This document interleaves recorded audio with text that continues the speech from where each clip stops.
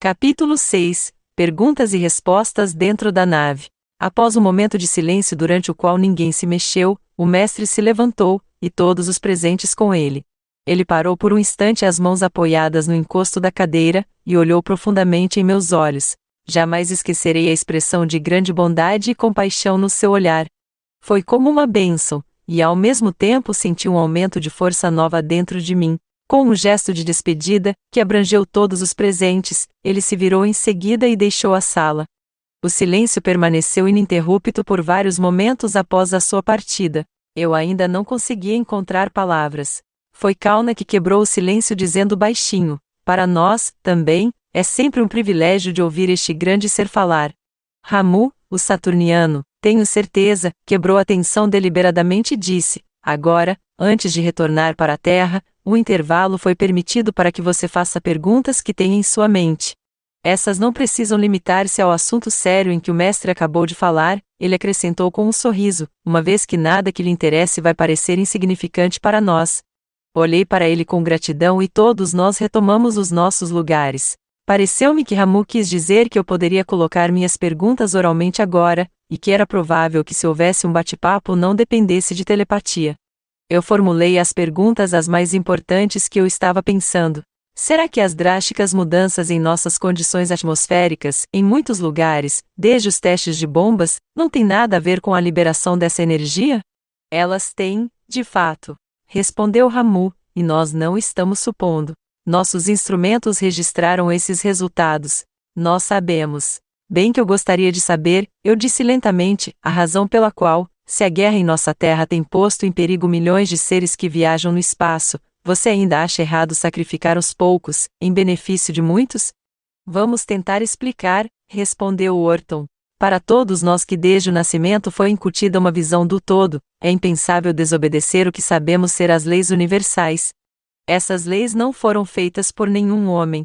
Eles estavam desde o começo, e irão durar por toda a eternidade. De acordo com essas leis, cada indivíduo, cada grupo humano, toda vida inteligente em cada mundo deve decidir seu próprio destino sem interferência de ninguém. Aconselhar, sim. Instruir, sim. Mas a interferência na decisão a ponto de destruir, nunca. Seu olhar interrogativo parecia perguntar se ele havia esclarecido bem esses princípios. Fircon, o marciano, falou pela primeira vez: você compreende a força das formas de pensamento. Além de nossas missões fisicamente na Terra, todos nós devemos manter firmemente a crença de que os povos de seu planeta vão se tornar conscientes eles mesmos para o desastre para o qual eles estão se movendo. Eu vejo, disse eu lentamente, como a questão, de fato, se esclarece em minha mente. Sabemos que o poder deste pensamento continuamente enviado a todos os nossos irmãos da Terra mudou os corações de muitos, afirmou Ramu. Nós sabemos, e o Muti salientou, assim como você e muitas outras pessoas na sua terra, que suas forças aéreas e os governos sabem que as nossas naves vistas nos céus estão vindo do espaço sideral, e que eles podem ser fabricados e pilotados apenas por seres inteligentes de outros planetas. Homens de altos postos nos governos de seu mundo foram contactados por nós. Alguns são bons homens e não querem guerra. Mas até mesmo os homens de bem na sua terra não se libertaram inteiramente do medo que tem sido fomentada pelo próprio homem em seu planeta ao longo dos séculos. O mesmo acontece com seus pilotos em todos os lugares na Terra. Kauna disse calmamente, que muitos viram as nossas naves novamente e novamente. Mas eles foram amordaçados e ameaçados, e poucos se atrevem a falar. Acontece o mesmo com os seus cientistas, Fircon acrescentou. Mais uma vez fiquei maravilhado do conhecimento deles sobre nosso mundo e seus povos. Então, ao que parece, eu disse, a resposta está em grande parte com o homem comum na rua, multiplicado por milhões em todo o mundo. Eles seriam a sua força, Fircon concordou rapidamente, e se eles falassem contra a guerra em número suficiente em todos os lugares, alguns líderes em diferentes partes do seu mundo iriam ouvir de bom grado. Senti que a conversa havia contribuído muito para o meu entendimento e eu estava cheio de esperança. Quase sem perceber eu mudei de assunto, dizendo: eu me pergunto se você poderia explicar um pouco mais para mim sobre o mecanismo que vi na sala de pilotos, a que registra os sons que são traduzidos em imagens na tela. É claro, disse Orton. Um de seus usos mais importantes é capacitar-nos para aprender facilmente qualquer língua. Naturalmente, aqueles de nós que realmente vivem e trabalham em seu planeta já há um tempo conseguem falar com melhor sotaque. Embora, conosco, como com você, alguns têm maior aptidão para as línguas do que outros e aprendem a falar perfeitamente sem qualquer contato direto com as pessoas. Nesse momento, ele sorriu e me lembrou da conversa pantomímica realizada na época do nosso primeiro encontro, acrescentando: foi de extrema importância de eu testar sua capacidade de enviar e receber mensagens telepáticas. Como resultado disso, você está aqui agora. Nós sabemos bem do ceticismo das pessoas da Terra em todas as formas, fora dos estreitos caminhos da experiência pessoal. Foi por esta razão que as mensagens que lhe dei eram de um caráter universal. Sabíamos que, embora a compreensão de tais escritos foi enterrado com as civilizações que se perderam há muito tempo, existem algumas pessoas espalhadas sobre o seu mundo atual que seriam capazes de traduzi-los. Com tais traduções, apenas aquele incrédulo determinado poderia ainda se recusar a acreditar. É uma felicidade, disse Kauna, com seu sorriso alegre, que, pelo menos, telepatia mental tem sido aceita como um fato estabelecido pelos cientistas de seu mundo. Você sabe, disse Orton, nós o tivemos sob observação por alguns anos antes de eu finalmente entrar em contato com você, e tinha certeza de que seu conhecimento da telepatia seria adequada. Isso foi comprovado no teste final no nosso primeiro encontro. Você me testou de outras maneiras também? Eu perguntei. Na verdade, nós fizemos. Você vê, na medida em que você fotografava nosso disco voador durante vários anos, seus pensamentos vinham inevitavelmente em nossa direção. Nós sentimos a sinceridade de seu interesse. Restava ver como você poderia traduzir esse interesse em ação, e o quão bem você podia aguentar firme sob a ridicularização e o ceticismo que com certeza viriam pelo seu caminho e se você poderia ser tentado a usar seus contatos com a gente para autoengrandecimento ou comercialismo. Você passou em todos os testes facilmente, disse o Multi calorosamente. Em face de todo o escárnio, a descrença, mesmo quando a validade de suas fotografias foi desafiada, vimos como você permaneceu fiel ao que, dentro de você mesmo, sabia ser verdade. Esse incentivo me encheu de felicidade e eu sabia que, com amigos assim, qualquer hesitação não era possível. Havia outra coisa, também, que tínhamos de saber, disse Ramu, em relação à sua discrição e julgamento. Por exemplo, há certas coisas que o mestre revelou esta noite que, como deixou claro, ainda não deve ser dito para o seu povo. Em um mundo como o seu, é uma grande tentação para a maioria dos homens quererem tornar-se importantes dando-se ao luxo de conseguir atenção, fazendo declarações. Além disso, a maior parte do que é agora permitido você contar não pode, por uma questão de sabedoria, ser contada a todos. Aqui é onde entra o seu bom senso. Afinal, você dedicou a maior parte de sua vida a ensinar a lei universal na medida do que você sabia. Ao fazer isso, você aprendeu bem que não é apenas inútil, mas muitas vezes perigoso, dar mais conhecimento do que pode ser absorvido ou compreendido. Sabemos que você vai aplicar este princípio para as informações que você recebeu de nós. Em relação à telepatia, eu disse, expressando uma questão que tinha estado em minha mente, embora eu seja capaz de usá-la, não posso dizer realmente que compreendo o seu funcionamento. Você poderia explicar um pouco? Eles se olharam um ao outro, e então riram. Percebi que todos os presentes poderiam responder à minha pergunta e que tinham se divertido com a educação que deu a oportunidade a cada um deles de deixar ao outro a oportunidade para responder. Na verdade, quando hoje eu penso em toda aquela conversa, eu me dou conta como seriam diferentes os acontecimentos em nosso mundo quando duas ou mais pessoas estivessem reunidas. Nos levantaríamos com um salto, conversaríamos com objetivos opostos e constantemente interromperíamos o orador e que deveria no mínimo poder chegar a exprimir a totalidade de seu pensamento. Estes homens e mulheres tinham, em todas as vezes, falado sem a interrupção de ninguém. E mesmo assim ninguém monopolizou a conversa só porque tinha boa capacidade de se expressar. Como se fosse por um consentimento geral, foi Orton quem respondeu. No seu mundo você tem o que vocês chamam de rádio, e há muitos operadores de rádio que vocês chamam de amadores. Estes têm certos canais em que são autorizados a operar. Estes canais, aos quais vocês se referem como ondas de éter, permitem que uma pessoa em um local possa enviar uma mensagem para uma outra pessoa com um outro instrumento em algum lugar distante. Os dois podem ouvir uns aos outros tão claramente como se estivessem na mesma sala. Houve um tempo em que essa comunicação teria sido considerada fantástica por pessoas do tipo de mente que agora ridiculariza a origem interplanetária de nossas naves. Para este tipo de mentalidade, apenas o que possa ser posto à venda é algo comprovadamente concebível como real. Os pensamentos são recebidos e transmitidos exatamente da mesma maneira como por rádio, ao longo de certos comprimentos de onda, mas sem nenhum aparelho. Nós trabalhamos diretamente de cérebro a cérebro, e aqui novamente a distância não é barreira. No entanto, uma mente aberta e receptiva é necessária para o sucesso. Através de muitos anos que você tem enviado pensamentos para nós, nós temos respondido. Isso estabeleceu uma ligação sólida como se fosse por cabo entre nós, mantendo as ondas de pensamento em um único canal.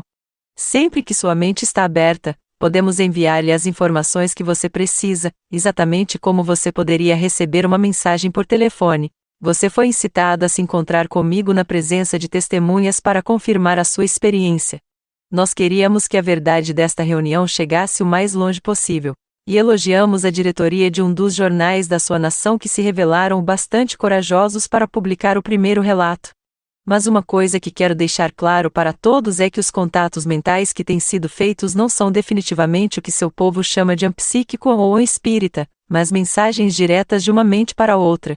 A explicação do que vocês chamam psíquico lhe será dada em outro momento. Chamamos isso de telepatia mental, ou de um estado unificado de consciência entre dois pontos, o emissor e o receptor, e é o método de comunicação mais utilizado em nossos planetas, especialmente no planeta Vênus. As mensagens podem ser transmitidas entre as pessoas em nosso planeta, do nosso planeta para nossa nave espacial onde quer que estejam, e de planeta para planeta. Como eu disse antes, e deixe-me fixar isto na sua memória, espaço ou a distância, como vocês chamam isso, não é em absoluto uma barreira. Enquanto Orton estava falando, Yumuchi tinha discretamente saído da sala. Agora ela voltou com uma bandeja que continham taças que verifiquei ser a mesma bebida refrescante que eu tinha descrito antes. Depois que ela havia distribuído as taças, eu disse, sobre essas pessoas de outros planetas que estão vivendo entre nós. Isso já está acontecendo há mais tempo? Foi Kauna que respondeu, desde tempos imemoriais. Ou pelo menos, ela se corrigiu, nos últimos 2000 anos. Após a crucificação de Jesus, que foi enviado para ser encarnado em seu mundo para ajudar o seu povo, como houve outros antes dele, decidimos continuar a nossa missão de uma forma menos perigosa do aquela que exige o nascimento em seu planeta. Isso foi possível pelo grande avanço de nossas naves espaciais de viagem. Fomos capazes de trazer voluntários em seus corpos físicos.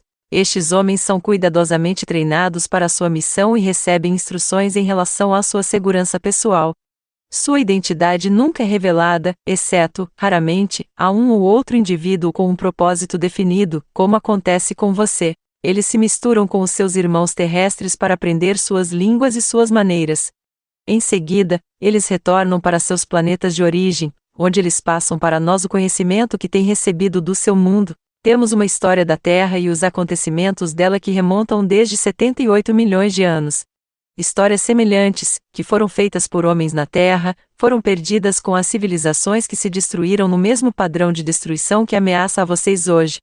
A coisa que você chama de guerra não existe em nenhum outro lugar em nosso sistema já há milhões de anos.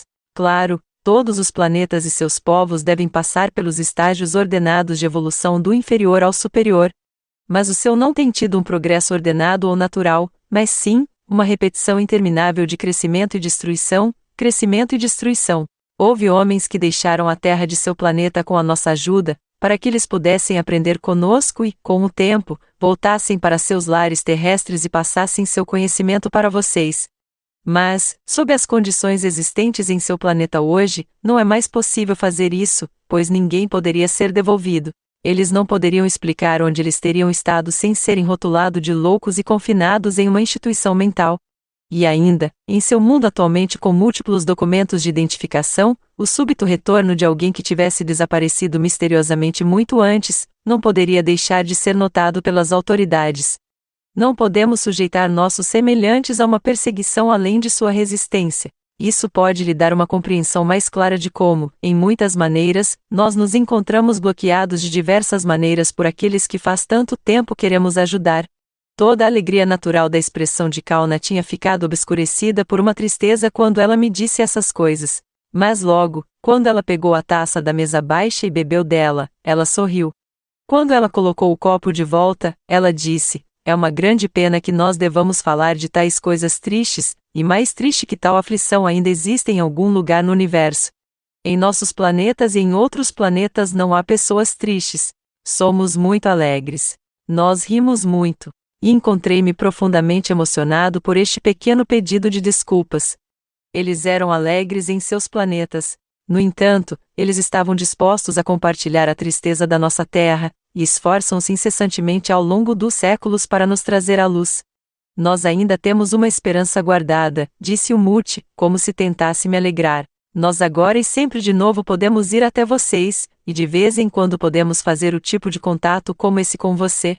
Enquanto seus pilotos fazem nossos pousos serem difíceis, por enquanto temos a esperança que, quanto mais e mais pessoas da Terra virem nossas naves, se acostumem a elas e aceitem a verdade dos seres vivos em outros planetas, tanto mais os encontros pessoais com terráqueos podem ser aumentados. Não vejo como poderia ser de outra forma, concordei. Todos bebemos de nossos copos. Quando olhei para os meus amigos, vi que todos os sinais da preocupação que sentia sobre as condições do planeta Terra haviam sido banidos de suas faces. Eu sabia que isso era sábio e correto e, tentando seguir o exemplo deles, eu perguntei: vocês dançam e cantam em outros planetas, e fazem festas como nós? Nós dançamos muito, todos nós, Kauna respondeu. Nós consideramos que o treino do corpo para a coordenação de movimento rítmico é parte essencial de nossa educação. Além disso, essa expressão é uma parte do que vocês chamariam de nosso ritual religioso. Da mesma forma que o poema em forma de palavras pode sugerir um sentimento profundo impossível de formular em prosa, assim é com o ritmo perfeito expresso no movimento de um corpo dedicado em uma dança de adoração. Nós também dançamos puramente por prazer como vocês, embora não exatamente da maneira de sua dança atual, acrescentou com uma risada. Nós não encontraríamos nenhum prazer na grande agitação e forma bruta como temos observado na sua terra, durante o qual um homem e uma mulher agarram-se um ao outro ferozmente por um momento e se repelem uns aos outros mutuamente. Nossa dança social é geralmente de um padrão de grupo, embora muitas vezes uma ou mais pessoas, inspiradas pelo momento ou pela música, dançam para o restante de nós. Você já viu bons dançarinos interpretativos na Terra e, portanto, sabe o prazer que é assistir o belo movimento de um corpo que é inspirado pelo espírito interior. Nós também temos festas, disse o Mute, embora não pensamos nelas igual vocês. Conosco é simplesmente uma questão de convidar nossos amigos para as nossas casas para podermos conversar ou relaxar juntos. Muitos destes encontros são ao ar livre ou em nossas praias ou nos nossos jardins. Como nas suas, muitas das nossas casas têm áreas que são planejadas com piscinas e terraços amplos. Desejei nunca precisar deixar essas pessoas maravilhosas. Mas, justo neste momento Ramu se levantou e disse: é uma notícia ruim, mas temo que deve agora voltar para a terra. Levantei-me e tentei enterrar meu pesar sob o pensamento de uma próxima vez. Despedidas foram ditas em meio a uma atmosfera de alegria e referências a outra reunião para todos nós. Ninguém me cobrou que eu tivesse de lembrar tudo o que me havia sido dito, nem aplicá-la corretamente em minhas atividades na Terra. Fiquei apenas com uma última impressão da beleza, da cordialidade e simpatia, e com a certeza de que um dia desenvencilhados de sua ignorância as pessoas do meu mundo, os terráqueos, também poderiam se desenvolver dentro do natural patrimônio da humanidade. Quando chegamos à porta que dava para a sala de controle, parei para olhar para trás para que eu pudesse novamente marcar em minha mente cada detalhe desta sala magnífica, de meus amigos e, acima de tudo, o retrato radiante da vida eterna. A pequena nave exploradora tinha sido recarregada de energia enquanto estávamos em visita e agora estava pronta para o nosso retorno à Terra. A porta estava aberta e, juntos, entramos, Ramu, Fircon e eu. Ramu se dirigiu para os controles. O grampo e o cabo tinham sido removidos enquanto subíamos as escadas e, como antes, a porta silenciosamente se fechou após o último homem ter entrado. Lentamente, deslizamos ao longo do trilho inclinado, passando pelas duas portas pneumáticas e saindo pelo fundo da nave estávamos novamente no espaço. Quando descemos pelo trilho, eu senti novamente aquela sensação de queda na boca do estômago, porém, foi menos intensa e de duração mais curta do que quando entramos. O espaço de tempo pareceu incrivelmente curto, antes da porta se abrir, e Fircon disse: aqui estamos novamente de volta à Terra. Desta vez, o aparelho não foi colocado sobre o chão, mas permaneceu pairando cerca de 15 centímetros acima dele. Ramu se aproximou e estendeu a mão se despedindo, dizendo: não irei conduzir você de volta, pois eu devo ficar na nave de reconhecimento. Fico feliz de ter estado esta noite com você e o aguardamos numa outra vez em breve. Seus sentimentos ecoaram da mesma forma dentro de mim. O retorno de carro para o hotel foi um silêncio único, cheio de sentimentos e pensamentos profundos de minha parte.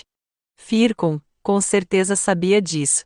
Ele parou o carro na frente do meu hotel, mas não quis sair. Apertamos as mãos e disse: "Vamos nos reunir novamente em curto espaço de tempo."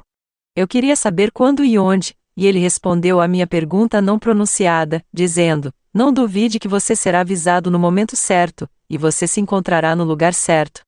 Saí do carro. Erguendo a mão em despedida, Fircon se afastou, deixando-me ali de pé sozinho na calçada.